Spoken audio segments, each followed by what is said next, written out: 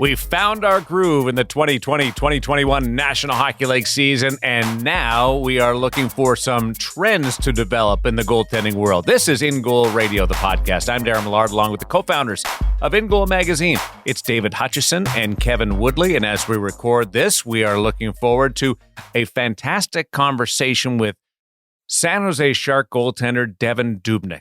And I have to think when I say that, San Jose Shark goaltender Devan Dubnyk, after a long stay and a very successful stay in the Midwest with the Minnesota Wild. We will discuss everything under the sun in this extensive conversation that Woody has with the veteran netminer. We'll also take a trip over to the Hockey Shop, thehockeyshop.com, source for sports Surrey, and discuss Twigs with Cam as we bring in the fellas. How are you guys adapting to this new season? And dare I say, have you seen any progress in just shaking off the clunkiness of this campaign, Woody?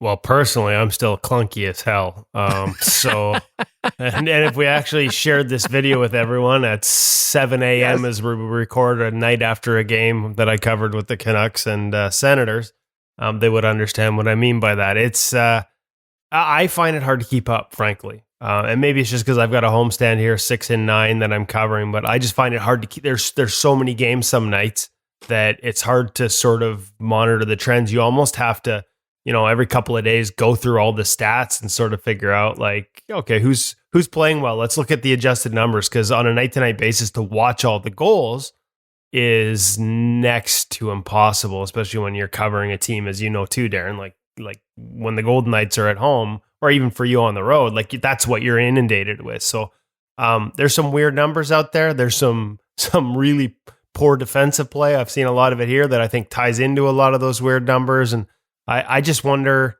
how long it's going to take for all this to settle out. I mean, I say that, and Marc-Andre Fleury's posting like insane numbers down there in the desert. So some guys are off to a hot start, but we've got Carter Hart smashing sticks. Like it's bizarro world at times, right? Like just things you don't expect. So I don't know. I think it'll probably settle out around the 50.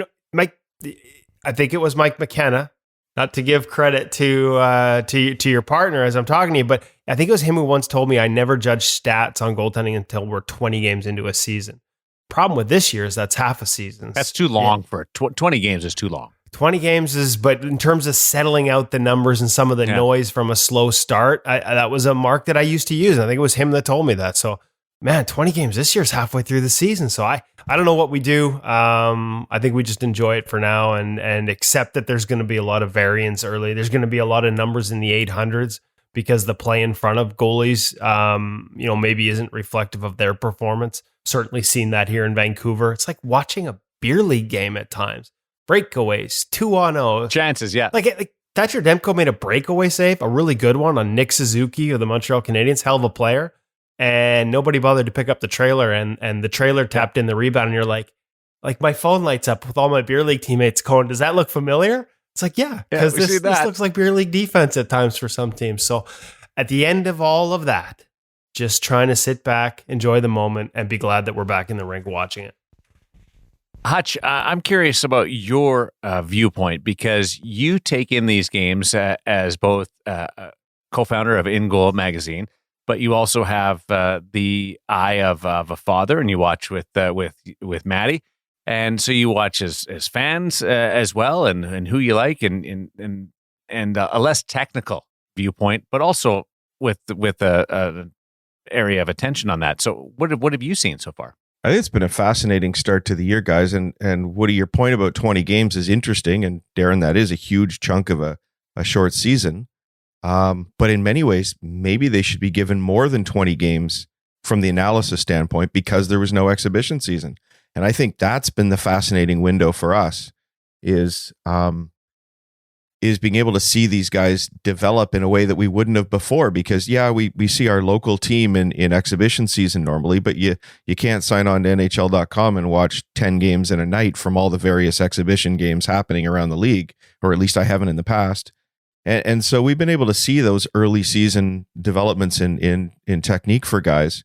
And so yeah, pre normal season, you get that 20 game window, but you also have the exhibition season. So maybe it's 30 before these guys settle in, not 25. I don't know.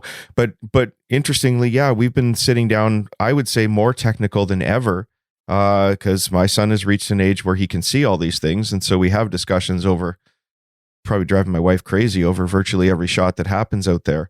And we could see with that's not a probably. By the way. Yeah. You're right. You can take that Guarantee. word out Well, of it. she's a trooper for sitting there anyway. But we've got the text flying around talking about just little things that you see in a guy's game early in the season. He's, Thatcher Demko will take, for example, he looked way overactive in some of the early games that we saw. It looked a little bit more beer leaguish to me, quite frankly. And then you can see the calmness developing. He's doing far less and accomplishing far more. And you see that across the league. Another goaltender we won't mention by name, but I was firing some notes around to a number of guys about how he was really struggling with post integration. Did he even have the flexibility to do it properly? And then all of a sudden have watched a few more games with him recently, and it's coming back into a more familiar form. So we're getting to see these guys develop their games early on here, and it's been a fascinating thing for us. And a lot of them starting to settle in now, but still, we get to see a lot of interesting things. To me, it's going to be interesting to see if the noise statistically, like, can we consider this a normal year statistically? Even as you see some of those technical things start to get, find their groove, Hutchie, which is a great point. Are you going to be able to compare? Is it going to be apples to oranges from one division to the next? I had this conversation with one of the regular weekly radio hits I do in Edmonton. The host pointed out the fact that, like, the North Division, the Canadian division, has for the past number of years had some of the, top scorers in the National Hockey League. Like, we know Matthews in Toronto, and obviously McDavid and Draisaitl in Edmonton, and even here in Vancouver, Elias Pettersson. And so that there's so many elite offensive players in this North Division. And it bears out statistically. I don't have the numbers in front of me, but he said something like 12 of the top 20 scorers of the past couple of years come from this division. If you're facing that on a nightly basis, especially when you're shorthanded on the power play, where that talent can sort of, not face a specific matchup, have the puck, have time, sort of do what they want, dictate the play, are your numbers going to be decreased because you happen to be playing in a division that is loaded with that elite offensive talent, maybe say compared to another division? And then the exclamation point on that is defensively, the Canadian teams, and we talked about this using the ClearSight Analytics numbers, high danger 5-on-5 save scoring chances is a real measure of playoff success. Like, if you look at how a team does in that during the regular season, it almost does translate directly to the last two cup winners. And almost by a series by series basis in the playoffs, you put those two numbers head to head, the one with the better numbers wins all but one series over the past 2 years. It's a real sort of indicator. Canadian teams, not only are they in the bottom half of the league, like Montreal was with the top team in that, but as a whole, like 5 of the 7 Canadian teams were among the 8 worst in the NHL over the last 2 seasons with that statistic. So you've got all this high-end talent. You've got teams that tend to play it a little more open and are more defensively permissive. So does Jacob Markstrom's numbers, for instance, because he's playing those teams 9-10 times instead of moving around the league, is that going to decrease or deflate his numbers compared to someone who's, say, playing in a division that's a little more meat and potatoes? I don't know. I don't have the answer, but I just think when we talk about statistically and how long it's going to take till we know, I don't know that you're ever going to be able to compare North Division to East Division this year like we have in past seasons. I'm certainly advanced numbers are going to be more important to weight scoring chances and quality of them, and that's where ClearSight will help. But at the end of the day, the raw numbers, especially this year, I think could be even more off than they are in regular seasons. What about the goaltenders? And we had so many of them this year on the carousel that joined new teams and are in the relatively early stages of working with their new goalie coach. And maybe there's some different or tweaked philosophies there. It's like we just saw Matt Murray. I just saw him for the first time sort of live last night. And it was interesting. Tough night for him. Coach was hard on him last night. And not a great night. Like, there's no way, like, you're not putting lipstick on that. But I watched other elements of his game and I really liked them. Like I could see some of the changes.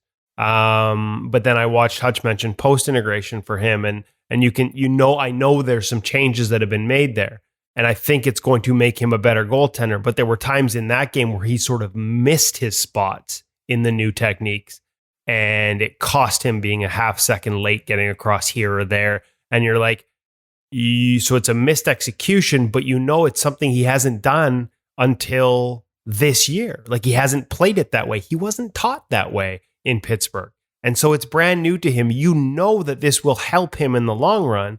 But, on a case where there's a low high pass and he just misses with the post integration that would allow him to maybe have a better chance at that, you're like, okay, long term, he's better for this. But right now, you could argue that cost him that goal. So yeah, it's a great point. I think for guys who are being asked to make big changes, having a season like this and no preseason and less time to work, that's even tougher. So it'd be fascinating to see where this goes. A guy like Dubnyk, say, going to San Jose, to tease our feature guest here, he's not reinventing the wheel there, right? Like his game is set. We talk about his foundations in this interview, and I don't think that's going to change for him. But for guys who are being introduced to a lot of new philosophies, Jake Allen here for In-Goal Premium members that read our new pro drills this week. We had a quick Y drill, breakaway drill that Stefan Waite explained to us. And you had Jake Allen, you had Charlie Lindgren. And when I watched them both, that drill and another drill on rebounds off the rush that they did that we'll share in a couple of weeks, you could see the difference in backwards flow between Jake Allen and Charlie Lindgren. Lindgren out further, out earlier, more drift in his game. Jake, who doesn't play with a lot of that in his game, much less so. But Stefan talking about trying to get more of it in Jake's game, and Jake talking about it's going to be situational for me. It's not like he wants me to do it all the time, but yeah, I'm trying to get more comfortable with, having a little bit more of that flow in my game. So that, again, Waite's not trying to change him, but he is slowly trying to introduce something that wasn't really a part of Jake's game very much over the past couple of years. So yeah, there are changes, new voices, new ideas, and it's going to take a while for some guys to sort of, put that into their game.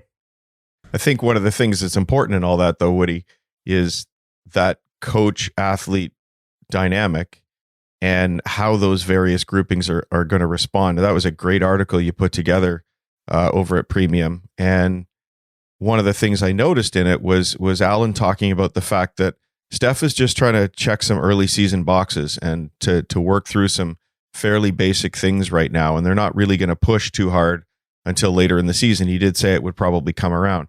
You might have another situation where, whether it's a younger coach or a younger goaltender, trying to do maybe a little bit more early in the season without the benefit of the exhibition season to groove some of those things. Maybe that won't work as well. Like you've got all sorts of different possibilities there.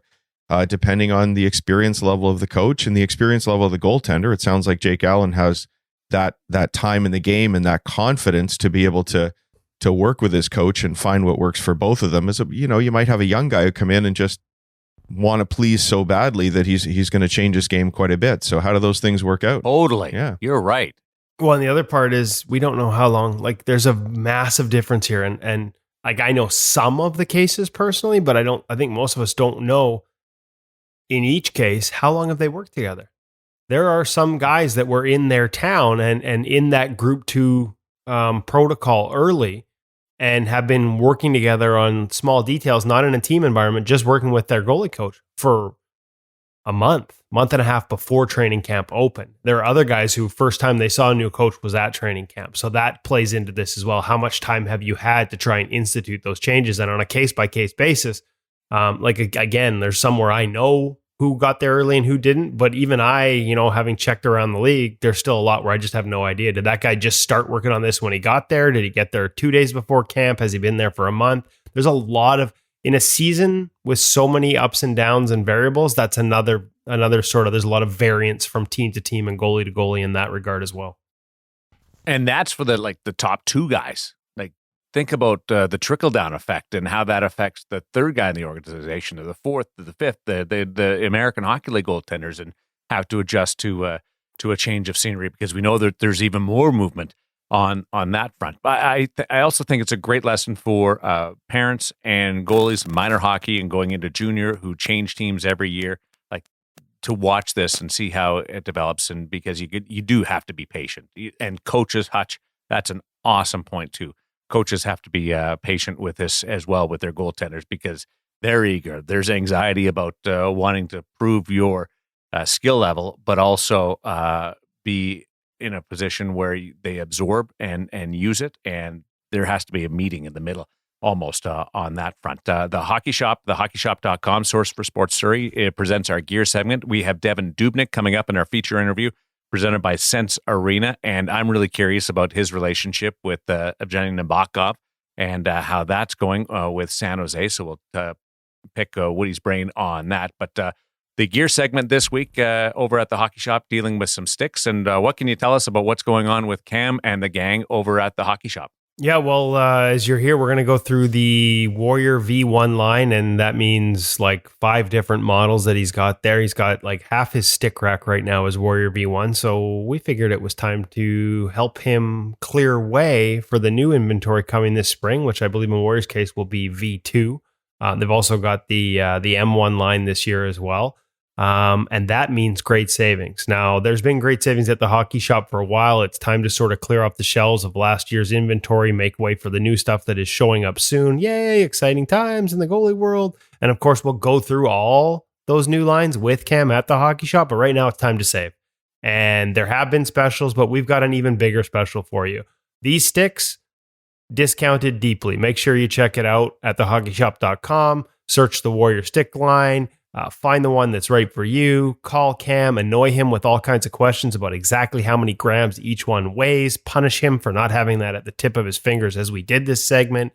Send them emails, ask them questions, get online. And then at the end of it all, for anything that's not already on sale, make sure you use the InGoal20 discount code when you check out for additional savings. The beauty of this InGoal20 discount code, again, on anything not map protected or on sale already, is it applies on both sides of the border. So you'll save money as an American if you're ordering and having it shipped across the border. The other beauty, these Warrior sticks that are massively on sale, they're also not border protected. So they can ship them across the border. So you can basically take off the exchange on that. So some great savings at the Hockey Shop, thehockeyshop.com. Whether you're here in the Lower Mainland, you can go and visit them in person and annoy Cam in person, or whether it's just over the phone and online. Definitely worth the trip to the Hockey Shop and thehockeyshop.com. You're going to save money, and you can ask them all kinds of questions to make sure that when you do save money, you get the right gear for you in your game. Can we just phone up Cam and like talk about the weather? You should. Traffic, like just to annoy him. Anything? I think everybody should. Yeah. Yeah. Highly okay. encouraged. Let's do that. And until he gets that 1-800 number down pat, I'm gonna just phone him up and talk to him about anthills. Start it with what he told me to call. That's a great point. You see them across the National Hockey League, the Warrior sticks. Let's get into it with the V1 line. It's our gear segment presented by the Hockey Shop, thehockeyshop.com, and source for sports Surrey.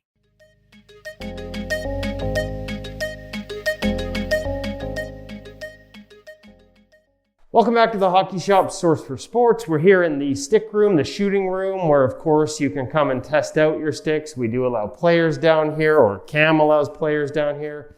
Although sometimes I have seen him go around chopping the players like they're coming into his crease, but no, I'm just kidding. Like, don't be scared. You get to come down here, test your sticks.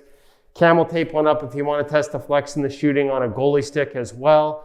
Today though, after laughing at Cam's muffin of a shot before we came in, we're going to talk about the Warrior V1 line.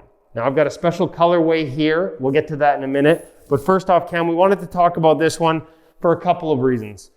One, this is a model we're seeing used a lot in the NHL. And two, maybe best of all, it's one you've got on sale there's multiple variations, different options within the V1 line, and you've got them all on sale right now. That's correct. Yeah, we got quite a few different options, quite a few different price points, lots of curves, lots of sizes, lots of different colorways. I mean, you're holding one of the SE models, which is one of their like special edition colorways in particular. Nice look to it. I love the blacked out look. But yeah, why don't we start at the base price point and kind of move our way up? All right, so the base price point is So we have the Warrior V1 Senior stick in particular. So what kind of sets this aside and how they kind of tier up their lineups is the carbon count inside the stick. So this one features their minimum 600 carbon. So it'll be, it'll feel the heaviest in your hand on this stick. So a little bit more solid. Kind of comes in, or it started coming in at about the 120 price point. We have it on sale for $95.98, and that's Canadian, folks. And if I'm not mistaken here, this is a product for you Americans whose dollar's worth a whole ton more. This will ship across the border. No problem to send this across the border. So great price points and great deals to be had. Okay, so this is the base model. Correct. Let's move up to the next one. I'll hold that. I'm going to collect the sticks. All right. At this price, I'm probably just going to buy them all. So stepping up to the Warrior V1 Senior Plus, what changes? Carbon count goes up, so the stick gets a little bit lighter. They also include their slide grip on the shaft. I noticed, especially through myself, that it really helps in terms of for poke checking. It allows to slide up all the way up to wherever you have your grip or your knob. Nice feature. Other than that, nothing too exciting. Again, your basic composite stick, originally coming in at around that 190 price point. We have it on sale for $151.98. So wow, that's like almost a full $40 off. And again, that's Canadian pricing, and you've got multiple curves and patterns available in this one. correct. The difference between, like, when you start to change, we're talking weight changes in terms of when you get into the different carbon. Yes. Layout. So the carbon count gets actually tighter, and that helps the weave to be a little bit stronger, and also allows a bit of a weight savings as well. What about from a flex standpoint? Where do these fit in, and how do they change between these first two models we've looked at? In terms of Warrior's line, the V1 line is going to be the stiffer line. They do have their M1 line, which they've kind of created a cutout in the back of the stick, a little bit more designed for flex in terms of your shooting. This is a bit more rigid of a stick. One more quick note with the Senior Plus. It's something that is actually being used in the NHL right now. Robin Leonard actually walked into the store and pretty much bought a Senior Plus off the wall. So Warrior's been making that model for him. You can even see the Senior Plus call out on the stick itself. So some NHL ratification for what is the 200 and below price point. Okay, let's move up to the next line, or the next model up in the V1 line. So those that are familiar with the Warrior sticks and remember the CR line, this is basically the CR1 of yesteryear, the V1 Pro here. Similar makeup to that same stick. Basically not a whole lot's actually changed from it. Same carbon count, same general feel of the stick. So if you really like that CR1, you can find it in the V1 Pro. A couple different extra, exclusive colorways with this one too. I'm holding the whiteout version as well. Kevin's just holding the regular black standard graphic version. What is a 250 stick on for 200? Great feel, very durable, good puck playing. Can't say enough good things about it. Okay, so this, I've got in my hand the V1 Pro, and you've got the V1 Pro SE. Differences? Correct, just colorway. Okay, so strictly just a color difference. And then this dandy here is the Pro SE, so again, more color options. Correct. Okay.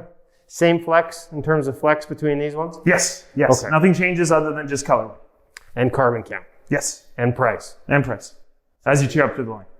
Okay. All those deals, we'll have them listed for you, all on sale right now at the Hockey Shop and thehockeyshop.com.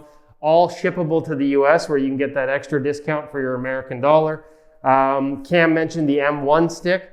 That one is not on sale right now. But we'll have a review on that one a little bit later. He has that in stock. If you're interested or got questions about the flex on it, make sure you check him out. Call him. Where can they get you, Cam? But wait, there's more. More. We forgot about the Pro Plus. We have another stick? We have one more. Too excited to get out of here. We almost forgot about the Pro Plus stick. I was actually just going to take all the sticks and go before we noticed, but I guess we're sticking around. So we got how many sticks they got in this line? 4 lines, or four different tiers in the lineup. Last but not least, the V1 Pro Plus. This will be their lightest offering that they carry in the V1 line in particular. Again, higher carbon count, great weight, great balance to the feel of the stick. This one features their 1200 millimeters carbon, so 200 more than the V1. Nice tape job on there by me a little bit earlier. We'll talk about that later. But that said, what is a $350 price point is brought down to $280. Canadian. I got to keep saying that, because for our American listeners and viewers, that's like what are we at, about a 70-cent dollar right now? It's like Something like that. a couple cups of coffee for this twig. That's a hell of a deal, Cam. And again, we said it before, but same in terms, just gets a little lighter, carbon changes, but in terms of flex and feel, largely the same. Correct. Nice. Okay, well, I already mentioned the M1. That's this year's, the newer model. A little more flex through the paddle in terms of a little easier shooting. They've got it in stock here. If you got any questions about that model, you can hit them up, get your answers at thehockeyshop.com, or you can ask Cam in person by calling him at 604-589-8299. And for our American customers who want to call the international line to save even more money with their exchange, 1-800... 1-800-567-7790. Cam, how do you not know this yet? Get it together. Hutch is getting tired of saving you. folks, thanks, Cam, for walking us through this, letting us laugh at your muffin of a shot. We'll be back next week with more from the Hockey Shop and thehockeyshop.com. Thanks, Kevin.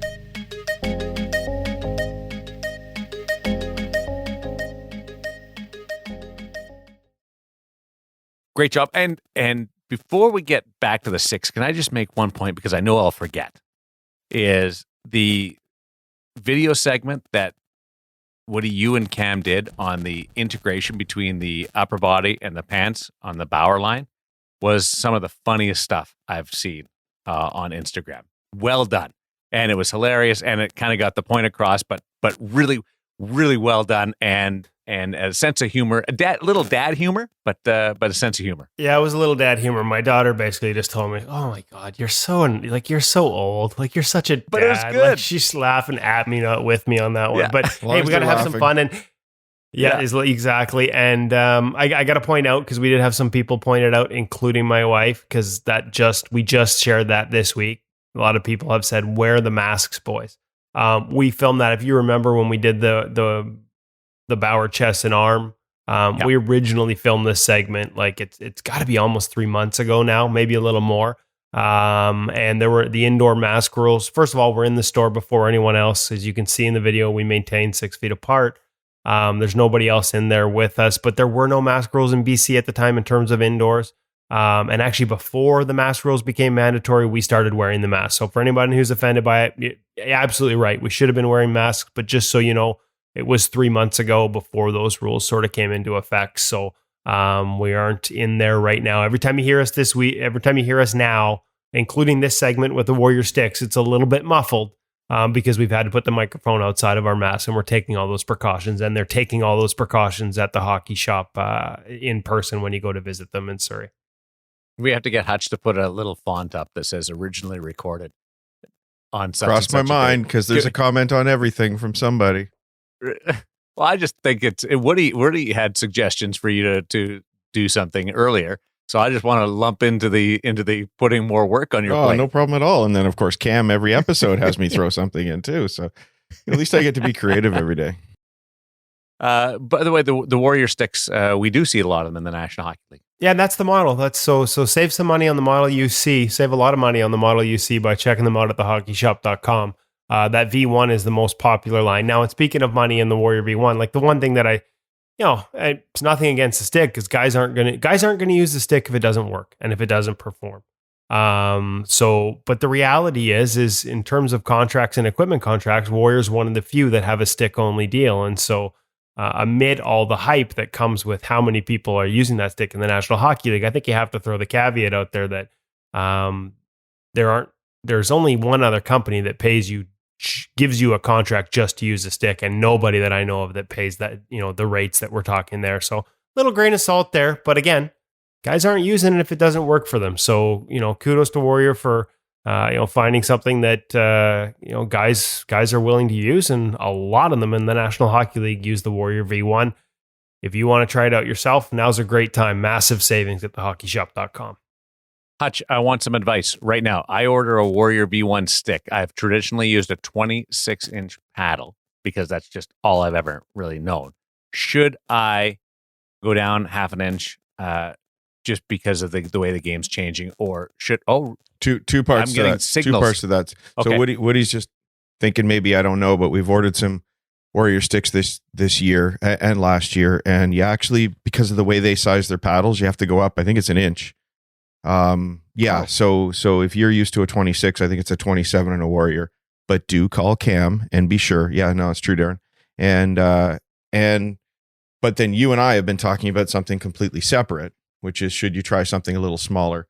There's a bit of a trend I've seen of guys going to smaller paddles because we make pretty much zero stick saves while standing on our feet. And I find it funny when people get all over Connor Hellebuck for his stance, that one where the paddle's almost horizontal. Yeah. And because we make no stick saves, and unless we're on our knees. So I believe that the stick should be sized so that when you're down in your butterfly, you're using it properly without, if the paddle's too long, you open up these great big holes under your arms. And so I think you should experiment with something smaller. We saw Kerry experimenting with some different paddle sizes a couple of summers ago.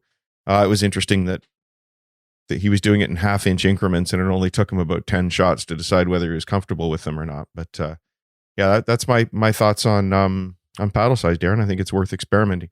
Pretty tough with what we're paying for sticks to experiment with too many different sizes, but sales like this at the hockey shop certainly give you some options. I did not know that the 27 inches wasn't 27 inches everywhere. No, Warrior tends to be a little smaller, so yeah, you can pretty much go one size up to be the equivalent to, say, your CCM or your Bauer. You usually have to factor that in. That's why I was giving you the hand signal. Yeah, I understand skates and skate sizes, and they can be different and all that kind of stuff. But 26 inches should be 26 inches across the board. It probably should be, but where do you measure it from? Well, it should be a standard. I know, but it's just that those heels are so curved. I actually don't even know how they get them. So I know. I should. We can ask Cam to show us how to measure a stick in one of your segments. Oh, Woody, there's a good idea. Mm-hmm. They have to have a standard measurement for illegal sticks, measuring that. Good point. Not that's good point. So anyway, Devan Dubnyk, a longtime National Hockey Leaguer, and boy, was he on a trip a few years ago, and then found his long-term home in Minnesota, and that remains his family's home. But he will spend this winter in San Jose, or we thought it was going to be San Jose, because they're playing right now out of Arizona, and will actually begin their home schedule in Arizona, a date against the Vegas Golden Knights, because they're still not allowed to play in Santa Clara County. So tee up the feature interview, Woody, brought to you by Sense Arena with Devan Dubnyk. Hard to know where to start, to be honest with you. There's just so much that we go through here. We touch on everything from, minor hockey days. Doobie is one of these guys who, when he's done playing, if he wants to coach, he will be a hell of a goalie coach. If he wants to be an analyst, he'll be a hell of an analyst. He's honest. He's open. He has a memory where you can tell him a goal from a game 5 years ago and he'll describe it to you. He really has a passion for the position. And that's why, as we talk about in this interview, like him and Nabby, the new Sharks goalie coach, Evgeny Nabokov, like when they do a video session, I'm like, that's going to be like for sure book double the length of time, because you two are just going to start talking like philosophies and concepts. And sure enough, he said the first video session definitely went over. So just a guy that is really good to talk about the position with. And so I was happy that we were able to. The downside for him is tough for that entire team to be away from home and basically on the road and living in a hotel room. Him, it's double whammy with his family back in Minnesota, his young family back in Minnesota. Amid all the uncertainty, why make them go to a new city that he's actually, as we've seen, not going to end up in? But the upside for us, selfishly, is that he's stuck in a hotel. He's not allowed to do much, and that means he's got time for us. So we spent a good hour here with Doobie going over everything. Career arc, how things changed in Arizona, and then the trade to Minnesota, technical philosophies, tips, keys, you name it, we touched on it. It's a good long hour interview, and I believe it's worth investing the entire hour to listen to everything, because he's always got some great advice. Settle in and enjoy Devan Dubnyk, the feature interview on In Goal Radio, the podcast presented by Sense Arena. Speaking of Sense Arena, guys, we're really thankful that they're sponsoring the feature interview every week, and we're fortunate that we've been working with Sense Arena for quite some time now. One of the things I wanted to point out this week, guys, is the feedback that you get after every drill you do with Sense Arena. You get this full profile that wouldn't it be amazing if we could get this kind of feedback when we're on the ice? So, for example, you finish a drill, you get a report that will give you how well were you tracking the puck, a percentage 80%, 90%. What was your reaction time like, right down to the millisecond, the time it takes from the moment that puck moves until you make your first motion? What are your angles like? And even though you don't necessarily know how to improve those things, I mean, it doesn't say this is the moment that your puck tracking was on or off. I think they're working on that for us because we suggested it. It really drills you in or dials you in for that next session, those next shots you're taking, and you can actually see the tracking improve. You can actually see your reaction time improve. And then if you really want to review a drill you've done, again, I'd love to do this on the ice. You can review the drill that you've just done, either from your own perspective or from the shooter's perspective. And when it's the goaltender's perspective, you can actually sort of move around a little bit and get a feel for how that glove was positioned, how the blocker was positioned. The feedback is absolutely tremendous, and something I'd love to see us be able to get a little bit more of on the ice. And that's just another reason that Sense Arena has been a fantastic tool to work with. And whether it's amateur goaltenders or professional goaltenders we're talking to, the feeling is you work with Sense Arena in the morning or before you hit the ice, you can see the results immediately as you get to the ice that day. Really gives you something to target and achieve, strive for, a goal, and to increase your performance. That's Sense Arena VR, presenting our feature interview with Devan Dubnyk.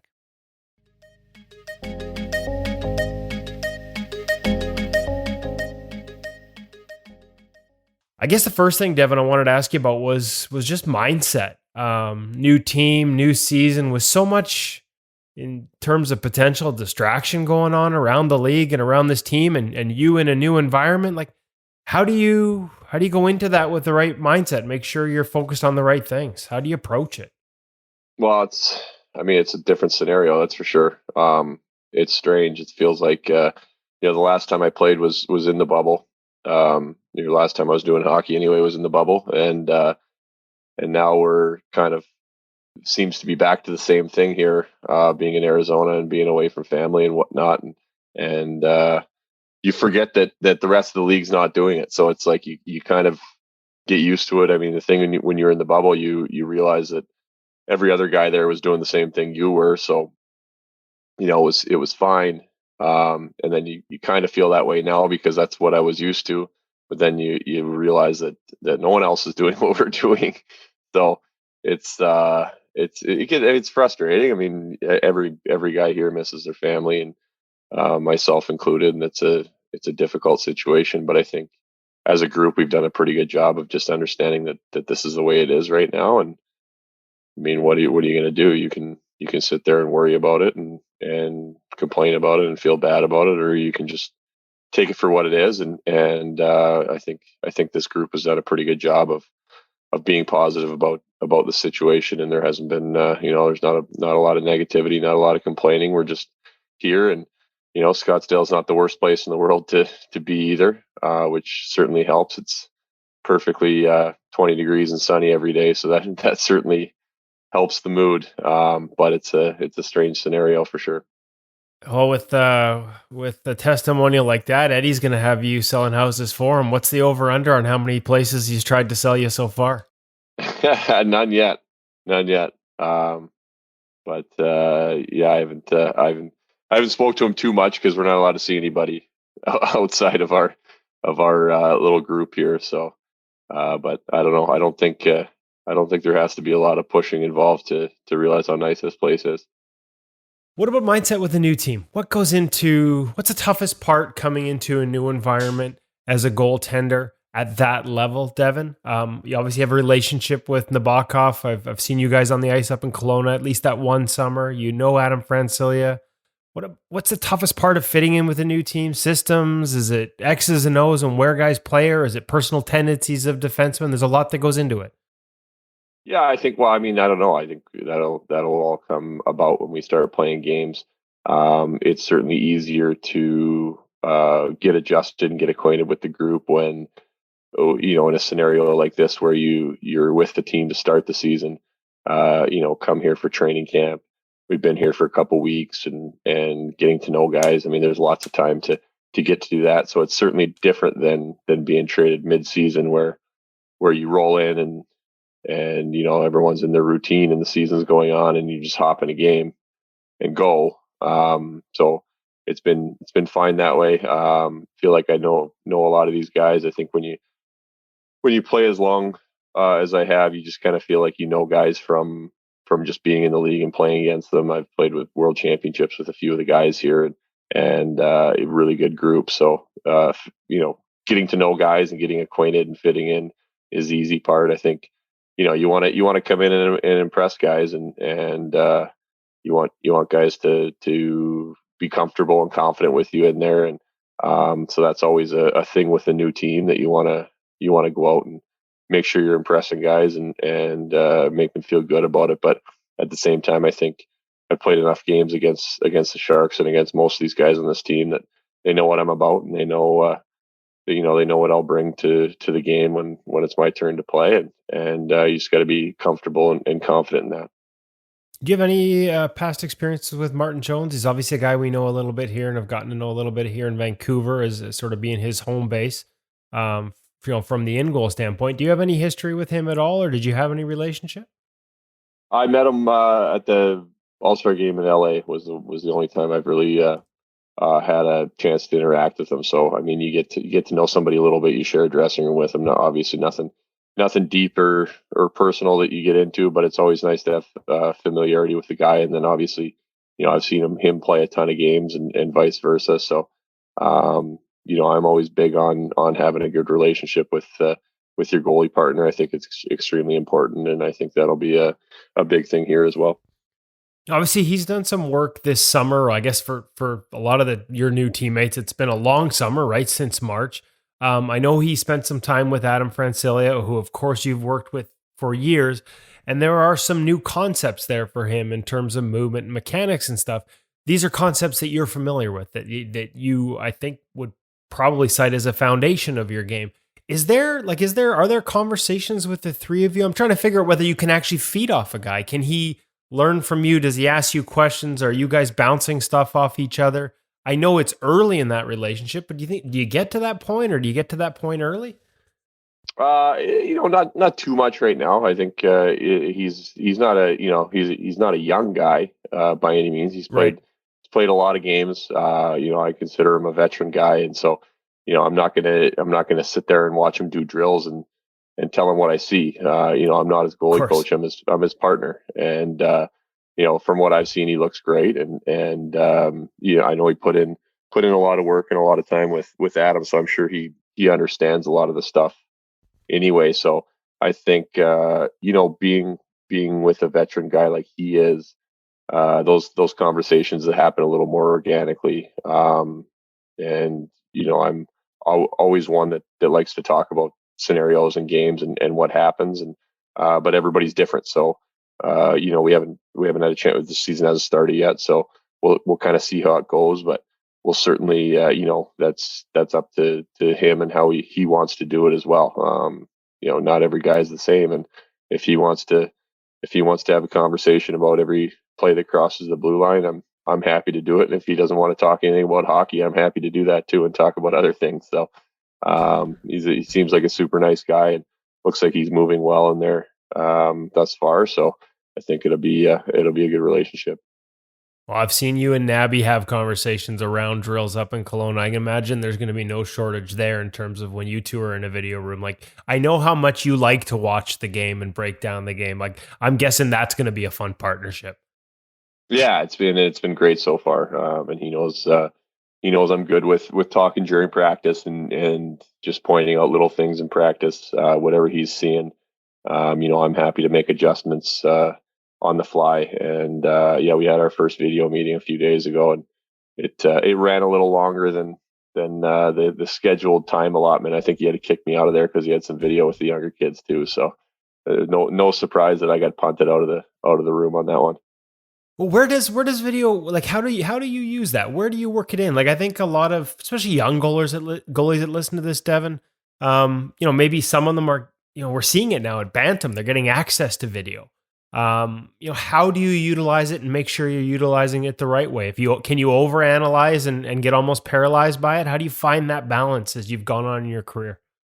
Well, I mean, you can definitely overanalyze, but I think again, that's a person to person, individual basis because some personalities, some kids, some grown ups, some professionals, they'll love it and they thrive off of breaking down every single play, and then you'll have other guys that don't really want to do that. They maybe want to peek at it once in a while, but they'd rather just go and play. And I think that kind of tailors to the individual. I think an important thing is you can't just go back at a game and just watch the goals and try to break down what happened on the goals. I think, or even a single play in general. I think that the important thing is going through video, trying to find things if there's certain things that seem to be creeping in consistently that seems to be becoming a tendency that maybe hasn't bit you yet, but you're kind of walking the line where it will come back. I think it's good to bite that stuff right away and get on it. And it's important to look at things that are working well. What are you doing in games that is allowing you to play well and be comfortable and not just look at the goals and the breakdowns of what happened on the goals, but also look at some good things and look at some of those tendencies. But like I said, I think that goes individual to individual on how much guys enjoy watching video, want to watch video. And that doesn't mean just because someone's 15, 16 years old that they should be watching a ton of video if that doesn't work for them. You gotta find a way, and that's what good coaches do. That's what a coach's job is. I was going to say it's the coach that can lead that conversation a lot of the times too. But when you're looking at your own video, are there certain things like, I guess the other side of this question, are there certain the things that you see as a foundation that you're looking for in terms of when I'm playing well, it looks like this? For me, I have my things that I talk about for just being my foundation, and that's, a big part, if not the biggest part, is just having my feet set. And I don't play super far out. I don't play super deep either. It's kind of an in between. And when I'm in that area, my feet are set. I'm too far out. I usually will start to drift as the play comes towards me because I think instinctually you're always going to find your way back to where you're comfortable being. So if you try to force yourself playing out further than you're comfortable, as the play gets to you, you're going to naturally retreat to where you want to play. And then that's where you get the movement and the drift. And for me, watching video is just watching that exact thing. Am I in the right spot? Are my feet set? When the shot's coming, when the play's coming, are my feet set and then I'm moving, or am I drifting and kind of over anticipating? And that leaves you vulnerable, on direct shots or rebounds, when you end up, if you're drifting a little bit, even if you make that save, if something's in front, you end up sliding backwards and then, maybe you're deeper than you need to be. So just things like that, finding my depth, what I'm comfortable with. And when I'm there, just making sure my feet are set. And usually from there, I'm feeling good in the net and can read plays and react and not feel like I need to over anticipate or guess what's going to happen before it happens. We have a lot of times goalies at all ages, right up to pro, like finding that depth that they're comfortable with can be a big question mark, especially for kids as they're coming up. I remember you sharing a lesson from Sean Burke in Arizona. I wonder if you could reiterate that again in terms of sort of just a ground rule that he gave you in terms of that depth and how to know when maybe you're taking too much ice. Yeah, so he said, I didn't know what to expect going in there. I know obviously Smitty plays super deep, Mike Smith. So going in, I didn't know, and Berkey played pretty deep as well. And so I didn't know going in if that was going to be the expectation, if I was going to be super deep in my crease. But all Berkey said to me, like he told me he didn't care where I stood in the crease. He said, as long as your feet are set, and when a pass comes, when a play comes, that you can get over there on your feet, beat the puck, and stop and be set. So whatever the scenario, he didn't care where I was in the crease as long as I was capable of doing that. So obviously, if it was a play that was a little more in tight, might need to be a little bit deeper to get over a little bit quicker. If it's further out, it can be out at the top of my crease. But it was all about getting out, getting over, getting a push, getting stopped, getting set on your feet, on your edges, and wherever you were able to comfortably be in the crease to do that, that was it. He didn't care where that was. Some guys play with a lot of movement and a lot of flow, and that's how they feel comfortable. Some guys come way out and move way back and move around a lot, and that's what makes them feel comfortable, and that's what makes them successful. Other guys are deep and they're stationary. They're more set, push, stop. Not as much forward and back motion, and it's important to find that in between for every guy, whether it's that motion or a little bit deeper and pushing and stopping. And for me, it's those set feet. It's funny because the game has changed at the NHL level in terms of the types of attacks you guys are seeing. I mean, East-West plays are up. The skill is obviously through the roof in terms of players. That feet set as a mantra. We talked to Billy Ranford about this summer. He was kind of with the pause. He was reaching out to as many people as he could and talking, and that seemed to be the one that struck home with him. And it just seems like it's something that it's probably as old as time. For all the changes of the position, the ability to be there and be set and be square still remains that sort of the key to the whole thing. Well, exactly. It allows you to be a goalie. If you're moving, drifting, whether it's forward, backward, sideways, when the puck comes, you're not really capable of executing a save, because if you're moving forward and you go down, everything drops forward and your hands come in. If you're moving backwards, it's the same thing. Everything drops and your hands come in, and it kind of hurts your ability to just be the person that you are. However you're going to make that save, when your feet are set and you're square, you're able to execute the save however you're going to execute the save. And we're all different that way. Everyone makes saves differently, but it allows you to be who you are. And I think, if you can look at any goalie, any style, and when their feet are set and they're square, especially the best guys in the world, they're stopping pucks. And when they're not, if you can probably watch, and there's a little bit off angle, a little bit flat, feet are moving a little bit, and this just doesn't allow your body to do what it's meant to do. The other one that when you first went from Arizona to Minnesota, started that big run in Minnesota. I think you played, what was it, 38 straight games. I wanted to ask you about this, and I know the season hasn't started; it's just going to get started here, and we don't know how it's going to play out. But I look at that schedule, and first thing that comes to mind is, wow, there's going to be a lot of sort of split workloads and tandems, and that's a trend we've seen anyways. But the second thing I'm reminded of is your start in Minnesota and playing 38 straight games and being able to do it because you had 3 goalies there, and every team's going to have 3 goalies now. Do you think this is the year? And I guess maybe practice schedules will dictate this. I don't know how much practice time there will be, but this is finally the year where we're going to get actual practice goalies and more teams seeing the value of what you said way back in 2015. No, I don't think so.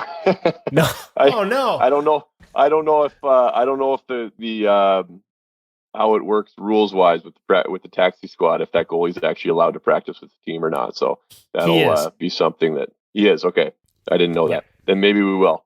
I think we'll see that way. I think it's important, but it's tricky too, because you look at who's going to be the practice goalie. I mean, obviously we know this year with the taxi squads, every team's got to have a third goalie. But going forward, I mean, that's a difficult situation for these young kids, or whoever it is, whoever the third goalie is. I mean, they're skipping a year, more or less.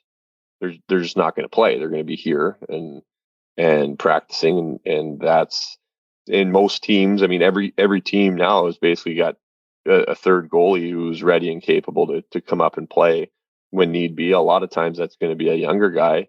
You're kind of next up and comer in the organization, and you can't really have them being there just to practice. You need them down playing and developing. So I agree. I think it's a great thing to have, but I don't know if anybody's found the solution as to who that person is. And I don't know if teams want to pay a guy a salary to be a third goalie. Well, and the other part is, tends to be NHL shooters don't want to shoot on the local college guy either a lot of the times. No, I mean, they're not going to approach it the same way. They want to see their things played out against somebody who they're going to shoot against. So, it's fine for a fill in here and there, but I don't think practice every day. They want somebody who hasn't played for played competitively for five or 6 years or something like that. But like I said, that's the trickiest part is who is that person that's the third goalie, and how does it work? So that's the only reason I say I don't think we're there yet. Okay, but in theory, though, having been through that year, was that what allowed you to do that? The fact that you could pick your spots with managing your time? Yeah, absolutely. I mean, gosh, I think back to that year, there was a stretch between, I want to say, probably a month and a half that I practiced, like a practice on a day that wasn't a game, maybe twice in like a month and a half. And again, I was fortunate that we had 3 goalies on the roster. So, those days you come in and we were playing every other day plus back-to-backs, you'd come in and a lot of guys would take the option, but if 75, if you're 2 goalies on the roster and 75% of the guys are going out for an optional skate, you're going to go on the ice. It's just the way it is, because you're not going to leave, 75% of your team out there to have a 1 goalie practice, or you're not going to be able to sleep at night, or I don't know, maybe you can, and that's good for you, but I wouldn't be able to. But I never had to worry about that because we had 2 goalies. So every time, I was told not to go on the ice. It was never a, hey, do you want to go out? It was just, I wasn't going out. That was just the way it was. And I guess the other part too is you could still, even on a daily practice, you could get the work you want or you feel you need with your goalie coach in, but maybe not have to stay. Because let's be honest, like the reality of a lot of team practices, there are elements of that where all you're doing is going up and down and working, but not necessarily working on your game or your things. They're not always goalie focused. Is that fair? You mean not ever goalie focused? Okay, yeah, there we go. Ever. So no, and it was nice because what I would do is, so I'd pregame skate, play the game, and then the next day go into the rink, do whatever meetings, do your maintenance, do your off ice stuff, go home, next day, pregame skate, play the game. And the nice thing with pregame skate is the guys actually, for the most part, will shoot from the angles and from a little further out. So you can really, all those things I was talking about, being set and square and watching pucks, like pregame skate gives you a pretty good opportunity to do that. So I could almost work on, not even work on, just make sure I was sharp in those simple areas in pregame skate. And that was like my practice time. And pregame skate was, it's 15 minutes every morning, and you go and make sure you're sharp on what you need to be sharp on, then get off the ice. And then mentally as well, you're sharp on the things you need to be sharp on, then you go play games, and then you just get into kind of a flow and a routine of that. So you don't get like you said, sometimes there's practices where guys need to work on skills and high percentage plays that it's fine, but when they're undefended and not really giving you a chance to actually read off of a play that would happen in front of you, sometimes you can build bad habits, especially when you're just kind of hammering reps out over and over and over again. So I was able to use that time in pregame skate to kind of sharpen up, to make sure I stayed on top of what I needed to do. And I think those are the instances where, I know I'm the guy that hammers the practice goalie thing a lot. It's become my thing. But I think those are the instances where you can probably save guys a lot of, unnecessary wear and tear by having an option for those types of reps and drills for the skaters, so that the goalie isn't, doing 150 up and downs while it's happening. Yeah, exactly. I mean, it's hard on the body. Let's be honest. Yeah. And also, guys shoot the puck pretty hard now, so you can avoid some sore bumps and bruises as well from practice shots that aren't really necessary if you're playing every other day on a stretch run with 20 games to go. You practice glove guy? Yes and no. So I'm kind of in between, because I find, like, I've had some issues with my hand, just with getting beat down with pucks. I broke my thumb last year, right before we went to the bubble, actually. The issue I find with the practice glove is that you can't close it for the most part. So, not all of us are Curtis Joseph or Henrik Lundqvist, who can go out there and snag pucks somehow without ever closing your hand. It's an impressive skill. But not all of us can do that. And so I found the longer I would wear the practice glove, all of a sudden I get into like warm-ups in a game with my game glove, and I wasn't closing my hand because you get so used to, like, you can't close the glove because it's so stiff and built up. And then, then I'd be like, okay, I can't wear this practice glove anymore because this is becoming a bad habit of me not closing my hand. You're just slapping pucks away like it's a frying pan. Or like I play golf. Yeah. Me sometimes too. It's all right. Well, that's it. That's interesting. I mean, that kind of goes back to the whole practice thing. If you do something enough, even though you're not thinking of, you do it enough, it can become a bad habit. Yeah, and yeah, you get into practice and you get enough reps of, if guys are cutting to the slot and shooting from 6-8 feet away, well, probably further than 6 feet away, but if they're ripping it from close, you're not really being patient. That's a grade A++. You don't have time to react, so you're making saves, which is great, and you're stopping. You're trying to get a piece of equipment on it, but you're not really executing what you want to be doing that's going to help you play a game, which is all the things we just talked about, because you're just basically playing these A+ chances over and over and over again, which can develop you into bad habits and opening up, sometimes pulling away, especially if you're getting hit with a few up high in the arms or whatever, you start to pull away a little bit, and then that becomes a habit that you certainly don't want to be taking into a game.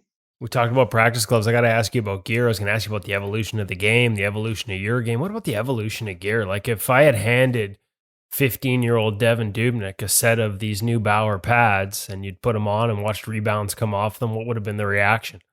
Or even just holding them and the weight? Yeah, it's insane. Well, I remember the first time when I first put them on, and you start, even just the way they slide around. Like, I remember when I first started using them in Minnesota for the first bit, I was like, you almost felt like you're out of control, just because they slid so well on the ice.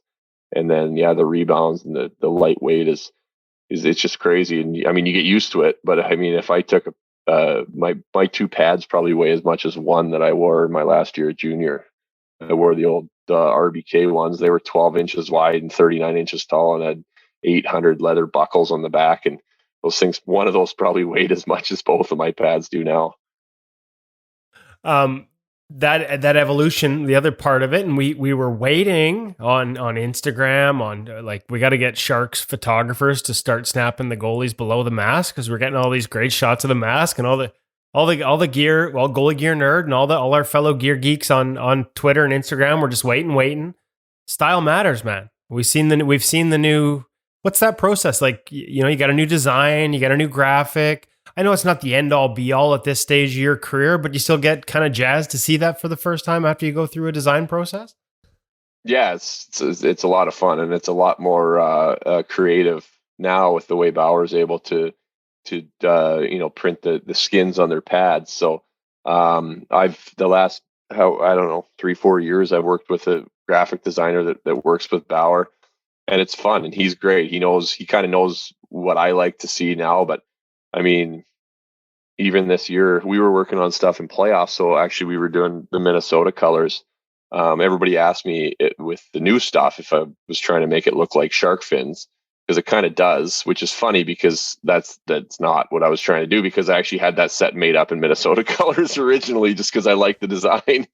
But it's fun because, I mean, he'll send me, like this past time, I bet you he sent me 8 different graphics in 5 different colors, combinations of every graphic. And then, I can look at them and be like, I like this one and this one. I like this one, but maybe, take this part away or change this color on here. And he's like, yeah, sure, no problem. And 12 hours later, I've got a Photoshop picture of myself wearing these pads in a game. And so he actually sends you, it's not just like a template of the pads. He's actually sending you shots of you in action in them. I like that. Yeah, it's crazy how he can do it. And it looks, I mean, it's nuts how real it looks.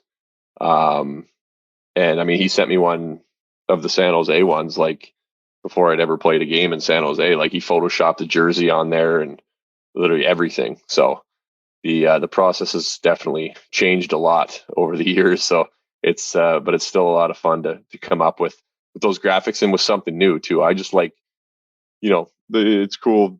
They do a good job with graphics and stuff, but it's fun to kind of have your own thing and not just have a variation of what every other goalie that wears the stuff is wearing. And, some guys don't really care for it and don't want to do it. But I like to, I think it's fun to kind of have my own set that no one else is wearing what I'm wearing because we came up with the design ourselves. Well, I shouldn't say that. I didn't come up with any design, but I green lighted the design by a creative artist. There's no graphic design in Devan Dubnyk's future? No, definitely not. No, it's funny. Were you a gear guy growing up? Like who, and two-parter, who was your guy? Like growing up in Regina, who was the goalie that you were like, you watched, you emulated at the end of the driveway if you were playing street hockey or when you got onto the ice? Like, was there a guy that like, this was him, this was posters on the bedroom wall? And was gear ever associated with it, or was it just about the goalie? Oh, it was a little bit of everything. Before I was a goalie, it was Felix Potvin, because you know how unreal his pads were. I mean, those were probably right from the blue and white ones. Those were my first pair of pads. I'm pretty sure they were like road hockey pads that I was wearing on the ice, but they were the Coho Felix Potvin with the white cat claws on the bottom. And then he went to the black with the blue on the bottom, which were with the cat eye on the knee, which were unreal. But I always thought his pads were just incredible. And then when I became a goalie, I was big Curtis Joseph fan. I loved his helmet, obviously the classic with Cujo on there. But he always had some unreal stuff, like his pads in Edmonton, the Louisvilles with the like mouth, the open mouth on them, in the copper color was always pretty awesome. So he was a guy that I liked to watch, just, super entertaining and athletic guy.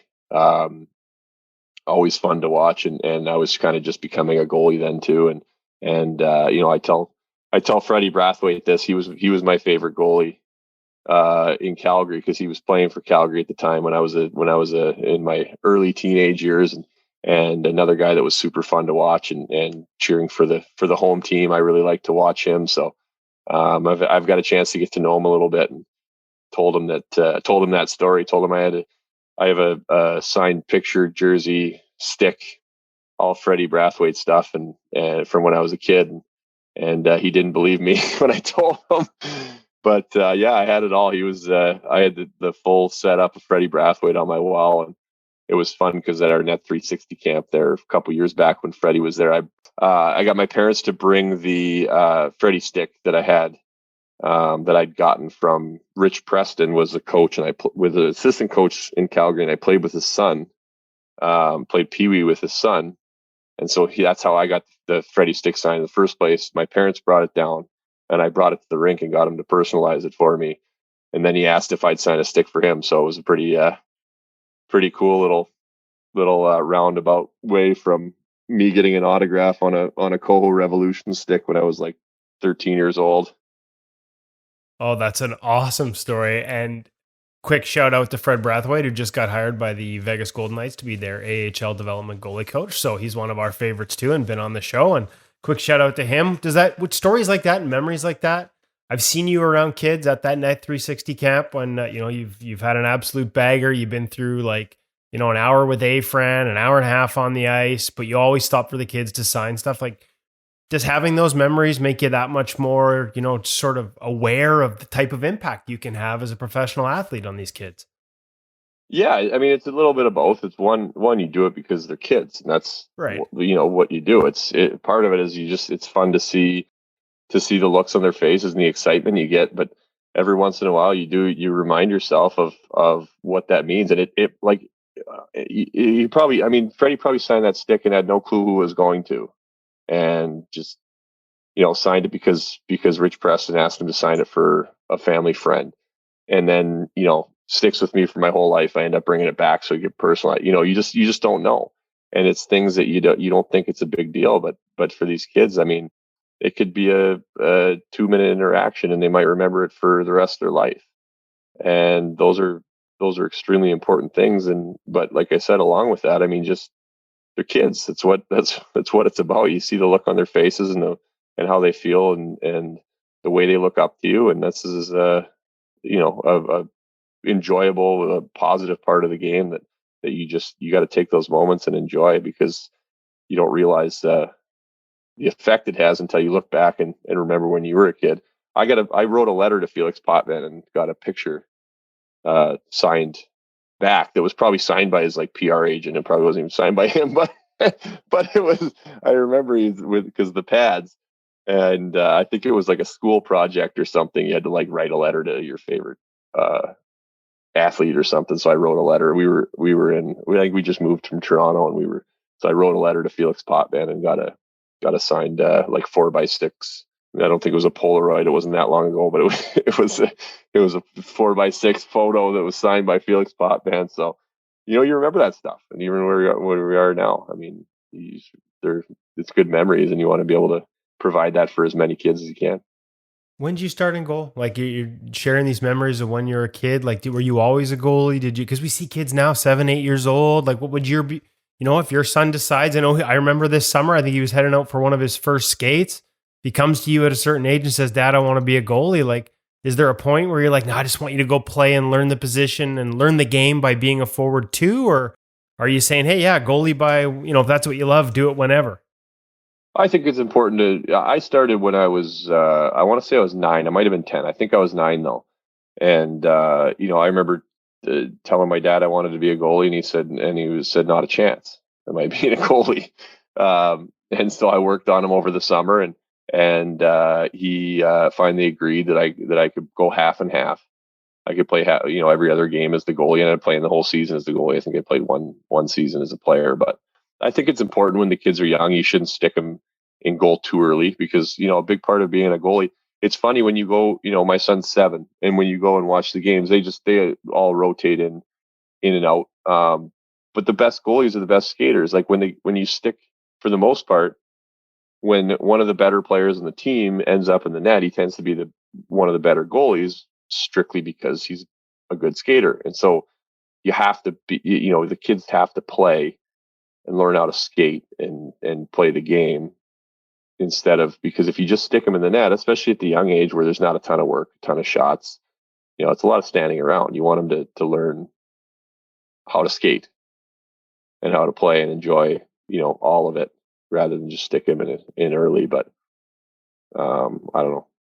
That's just the way I looked at it. And like I said, I started when I was 9 or 10, so I wasn't old by any means, but I wasn't, stuck in there when I was 6 or 7 years old. Did you at what point did it become something that you were just doing for fun? When did you start thinking about things like bantam drafts, and when did you have your first goalie coach, and when did it become something that was like, yeah, damn, hey, like this, I love it, and I'm pretty good at it, and we're gonna be having this conversation 20 years later?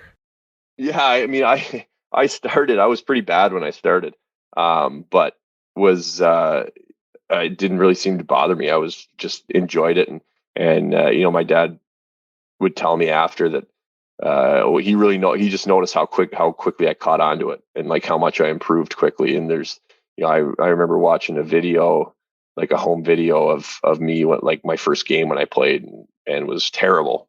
And then 4 months later I was playing like selects summer hockey, and like the difference between then and 4 months later was crazy. And that's when my dad was like, "Okay, you can play. You can stay in net, because obviously you're pretty good at it." But I mean, even I remember the bantam draft. Like I used to watch the junior players, the WHL. I was in Calgary by then when I was playing, and I mean the WHL to me was like the NHL. Like you go there, they got the half visors and grown men out there, and then I remember my dad. I was just out on a walk with my dad, and he told me that like the next year I was going to be up for the WHL draft. I was 13 years old, because they draft at 14, and I couldn't even wrap my head around it. I was like, "No, those are grown men. Like, what are you talking about?" And then the fall, and then same thing. Like I didn't really know that how good I was at playing, because you're just playing, you're just a kid, and there wasn't really internet. I mean, there was, but it's not the same now. So I don't know. And then you're not breaking down film on the dial-up. No, and exactly. And then I was like the first goalie taken in the WHL draft in the second round or something. And then that's when I was like, holy smokes. Like it blew my mind. Like I could not believe I was the first goalie taken in this draft. And then I was like, whoa, okay, maybe I'm doing something right here. And so I went from there. But I mean, even when I was a kid, it was funny. I just always, every kid says they're going to play in the NHL, and they probably believe it. But I was always like, I remember one day my brother, I was probably 12 or 13, and I asked my brother what team he was going to play on when he played in the NHL, and like he laughed in my face. He's like, I'm not playing in the NHL. He's like, I'm not even remotely good enough to play in the NHL. He's like, artists play in the NHL. He's like, no one plays in the NHL.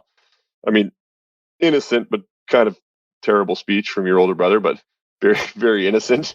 He meant it in the best way possible. And it was funny though. I just looked at him and I was like kind of confused. And I was like, oh, huh, well, I am.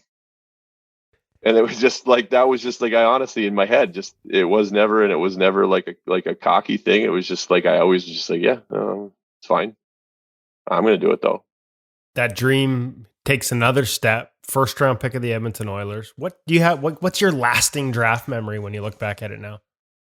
Well, I remember getting to go to the draft, and then went with my family came with me and stuff, and a couple things. It was extremely nerve wracking. It was a little different being a goalie because there were only like certain teams that needed a goalie. So it was like, okay, this pick's coming up. This team might take you. Like I think LA was the first team I think they were picking 11th, and that was like the first team that needed. And then they didn't take me. And then there was I think 12 and 13 were like you weren't going to get taken. And then Edmonton came up, and then it was like all of a sudden you're shaken again, and I'm going to Edmonton. But it was funny because I had contacts and wore glasses, and my eyes were bugging me, so I didn't want to wear my contacts, but I didn't want to wear my glasses on the stage. So my name got called, and I went up there and was like blind as a bat, like going up the stairs, like I'm holding the railing, like looking at the stairs. I'm seeing like 4 different stairs and going up, shaking Gary Bettman's 3 different hands that he's holding out to me. I'm like, pick the one in the middle. So I've never heard that story. My lasting memory of being up on stage at the draft was literally a blur. Oh, that's hilarious. I've never heard that story before. What early years Edmonton development? Like if you had to go, like what's your memories of that and the process to becoming a pro and some of the people that had a big impact on you on the steps you took in those early years, whether it's a fellow goalie in the American League, a coach with the Oilers or in their system that sort of. Well, I mean, it's funny because I think the thing, and I think it's talked about a lot, but getting drafted is great. Doesn't mean anything though. I mean, you think, and I was guilty of it. I remember thinking, drafted in the first round, perfect, like free lane highway, like onto the team. And then you realize, I mean, it's great, and you've been blessed with an opportunity, but that's all it is an opportunity. And I think that the benefit of getting drafted in the first round is that the team spent an asset on you, and a good one, because it's a first round pick. And so they're going to do everything they can to have you succeed. Doesn't mean you're just going to automatically be there, but you're going to get extra looks. You're going to get extra opportunities. So you're in the draft pick, you're in the right to have an opportunity, but you still got to take it. And you don't know when it's going to be there or when that time's going to come. There's no way of knowing. You usually don't even know that opportunity came until you look back on it. And then you realize, there were some pivotal moments that worked out that you were able to perform at those times that'll, then open up the door to kind of continue on. But you can't look at it that way, because if you're approaching it and you're thinking like every single practice you get into is like a make or break opportunity, you're going to freeze yourself. You're going to paralyze yourself and think that you just can't go into it thinking that, every single puck that comes at you is life or death in your career. But you just have to prepare and work and play and have fun. And then, like I said, it's more looking back on it and you realize some pretty pivotal moments that allowed you to get in and break into the league and have a career. As far as guys, I think Pete Peters was the goalie coach in Edmonton when I was there, and he was just incredible for me. Couple reasons. One, he was like a dad. He treated you like he was a little bit older, but just one of the sweetest, nicest men you'll ever meet in your life, and he'd treat you like his kid. And in the same way, like he'd give you crap if you weren't working or weren't doing what you're supposed to do, but literally cared about you like you were his kid, which as a 19, 20, 21-year-old is a pretty nice feeling to have when you have your goalie coach feel like he literally cares about you like you're his kid. It's pretty good support to have. And technically with him, I mean, he gave me the foundation that I've played my entire career on in patience and how to let the puck move first and never be ahead of the puck. I mean, obviously we get ahead of the puck at times, but usually you get burnt, but he literally hammered it in every single day. It was just drills, just down the wall, up across the slot, and just being patient and letting the puck move first. And because, allowing your momentum, it's easy to make that if they try to go far side, if they're cutting across or if they're coming down the wall, I mean, they want to shoot short side, all your momentum's moving that way anyway. You're moving down the wall. So you can be late short side, and you're naturally going to push into it. If you get ahead of it and he goes back the other way, your momentum's going left.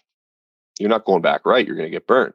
And so he really hammered that over and over and over into me, is just that patience and me allowing plays to happen in front of me and then moving. And that was a huge part for me. And then when I got up to the NHL, Freddie Chabot was there, and it was kind of a perfect transition because he's a great technical guy. And so he kind of built my foundation of technical stuff, working on VH and reverse VH and different plays behind the net, goal line, stuff like that. All the technical stuff we started to really hammer on. So I had a nice transition that way. And it's too bad. I got to say, I was kind of hoping that you and him would get reunited in Minnesota this year. Congratulations to him on the job with the Wild. And, I had a chance to, again, in Kelowna, be with him on the ice at Net 360 with him and you and watch him work. And it was impressive. I learned a lot. So I was kind of looking forward to that. I guess that's the one other downside of getting traded. Yeah, no, it was funny. We had a brief 2 weeks there where we thought we were going to be reunited, and then it was over. But fortunately for me, I landed with Nabby here, who's pretty awesome as well. So I was lucky that way. But no, Freddie's very knowledgeable and just about one of the most passionate guys about the position that you'll come across. So he's certainly wish him the best there, and I'm sure he's going to be great at it. Hockey Canada, last couple here, their influence on you. I know you were at the World Juniors in 2006 here in Vancouver, actually, with Justin Pogge. Spengler Cup win in 2012. You played in World Championships. What have those opportunities meant? I know, you were very keen to give back this summer. I happened to be on that call when you did the presentation to the kids, and I know that meant a lot to, including kids that were at the World Juniors this year in terms of the experiences and sharing much like this, some lessons that you'd learned over the years. What does Hockey Canada mean to you? Oh, they've been everything for me. The experiences that I've had, even from the Canada Winter Games, Team Alberta. I know it's not Hockey Canada, but it's all still built into it. And then under 18s. What's it like the first time you put that jersey on with the maple leaf on it? You remember that?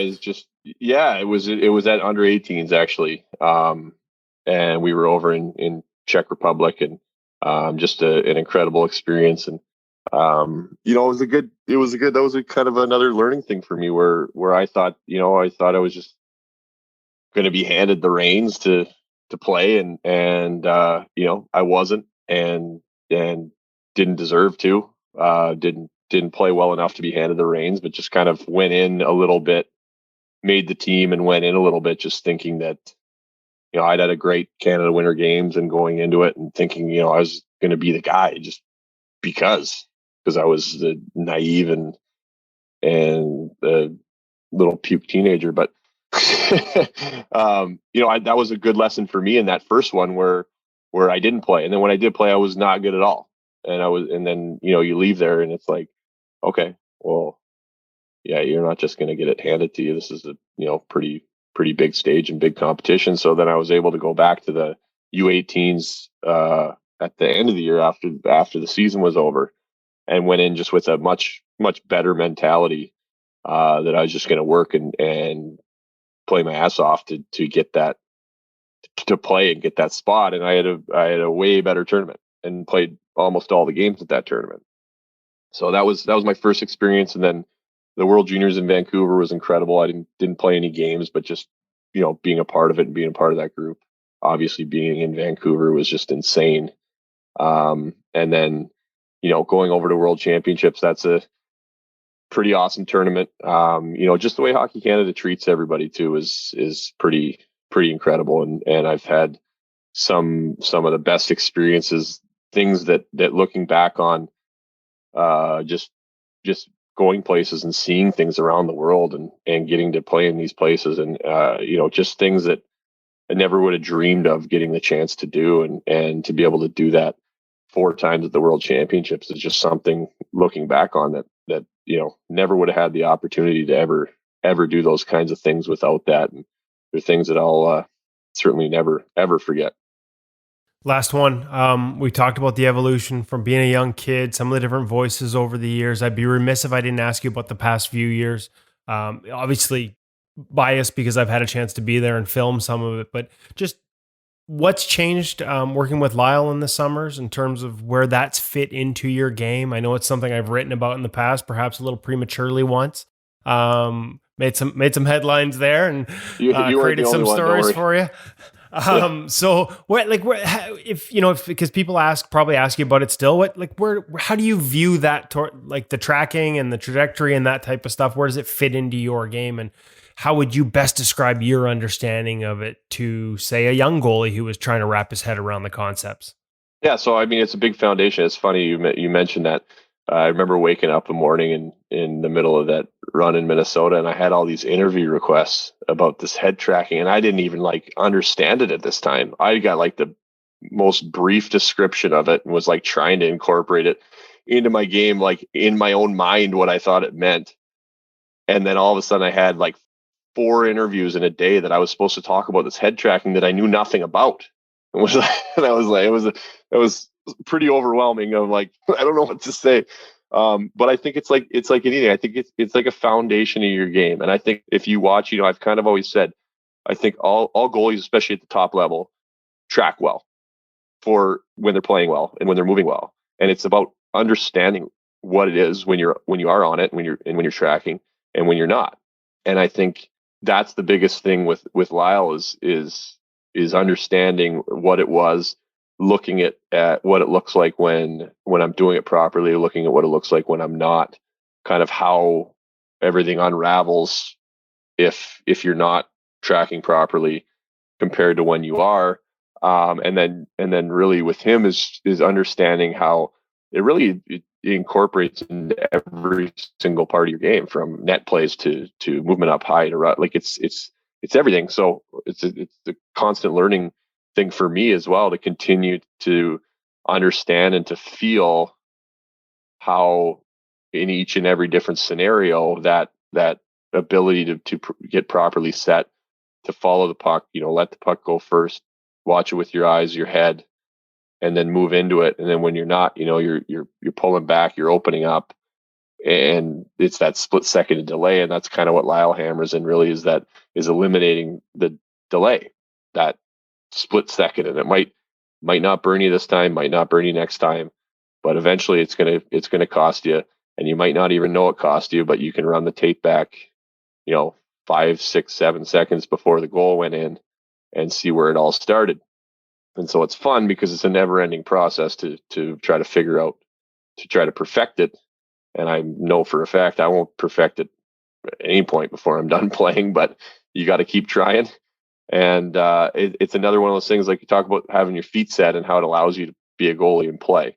Kind of the same concept is it's a foundation, and if you get that foundation of properly tracking, then it allows you to be there, be quicker, be set, and be able to execute what you want to do and the way you want to do it.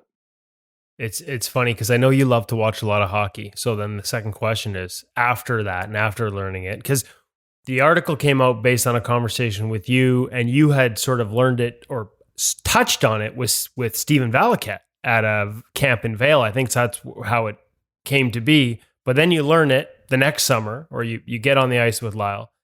Watching hockey after that, do you watch the goalies the same way, or especially in the early stages were you always seeing that on off? Because I know other guys, I couldn't stop. Once you see it, it's hard not to see it everywhere. Yeah, and it's interesting because if you see where a guy is right on it and then he gets turned off, you can see it right away, and then like you said, it's like something once you can't unsee it. So then it's like then you continue to watch for it, but you can see. I mean, when guys are moving quick and clean and crisp, and their save executions are crisp, it's like you watch and they're on it, and then you see, and if a guy's seems to be scrambling, maybe he's not getting scored on, but just little out of sorts and scrambling, and maybe pucks are just missing, and then you can watch, and you can see the difference in the same guy, and so it's a fun thing to watch and interesting. And like I said, maybe these kids nowadays are pretty talented. So when I'm all old and wrinkly and my back doesn't work anymore and I'm done playing, I'll take one of these talented kids and tell them what I know. Sounds like a future that you could. I know how passionate you are about the position, whether it's broadcast, whether it's coaching, whatever you want to do. I know that opportunity will be there for you. Most of all, though, I want to thank you for spending almost an entire hour with me. Not just on behalf of our audience, because I really enjoyed this to the point where I lost track of time, and I know they will too. But after that whole first article, the fact you still have my number or accept calls from me is sincerely appreciated, because I do know you got inundated after that. So thanks, Doobie. Hey, anytime. It's my pleasure.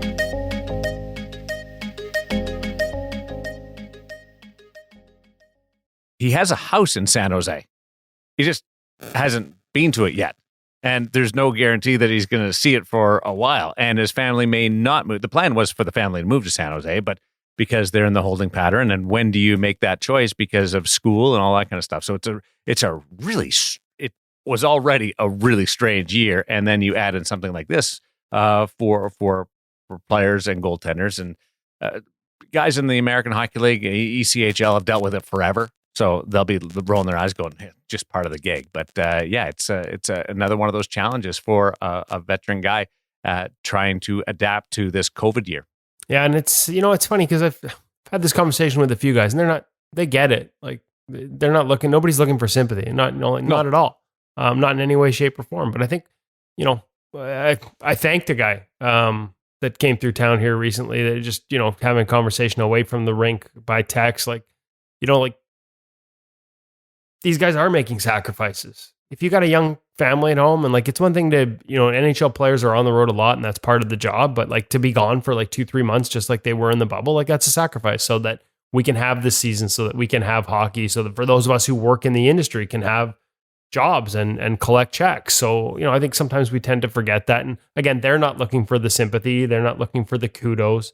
They're not trying to pretend they're heroes, but there is a sacrifice element here to making this season happen amid such odd circumstances. And, frankly, I appreciate it as a guy who is getting paid to, report on hockey games now and wasn't a month ago and wouldn't have been if they just, decided to let this season pass. I do. It's, there is an element there that they're sacrificing to make this happen for the rest of ours entertainment. So, not looking for sympathy or not trying to make them heroes, but I think that I appreciate it. Let's put it that way.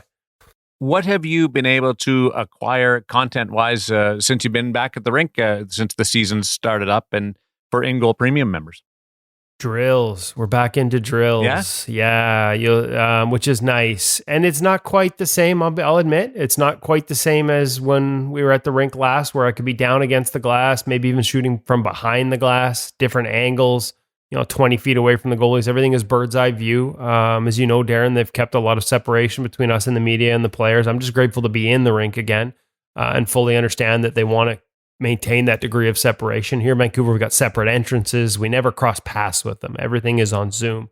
So the ability to go into a room, talk gear, the ability to go into a room and discuss a particular save, just sort of, saddle up to a guy and have a conversation with him, that's gone. You can't ask those questions in the middle of a Zoom with 20 other media on them.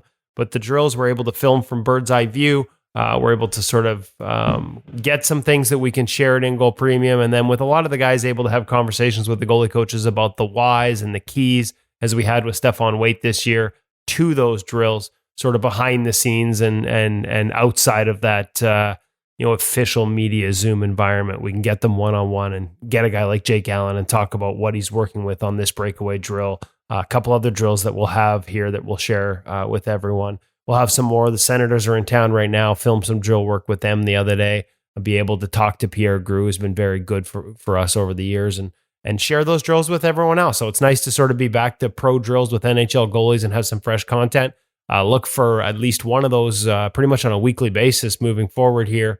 Going to feature a lot of Canadian teams, but the good news is that's a lot of good goaltenders and good goaltending coaches that we've built relationships with that have been happy to help us out with the what's and the whys and how to do it. One final question for Hutch. If I call Cam and inquire about what he has available for stock, do they sell shovels? Because I need a shovel. It snowed in Las Vegas overnight. We are so jealous. And we have legitimate accumulation today. And it's piled up around the pool. And I need a shovel to plow a path so I can get into the pool. Here we are, Vegas, talking to two guys up in Canada, and you've got snow and we don't. That is not I know, fair. It's weird, doesn't it? It's not right. And the pool's probably still like 85 degrees, so we can just hop right in with all the snow around them. Tough life down there in Vegas. Do you know how much I'm losing to evaporation and steam right now? Like it's just not right. That snow is not going to make up for it. Thanks to Sensorino VR and The Hockey Shop, thehockeyshop.com, source for sports Surrey, and as well to Hutch and Woody for shepherding us along on this great goalie journey. Devan Dubnyk, an hour with a National Hockey League goaltender in the middle of a pandemic and the start of a regular season. You get that access in one place, and it is right here on In Goal Radio, the podcast.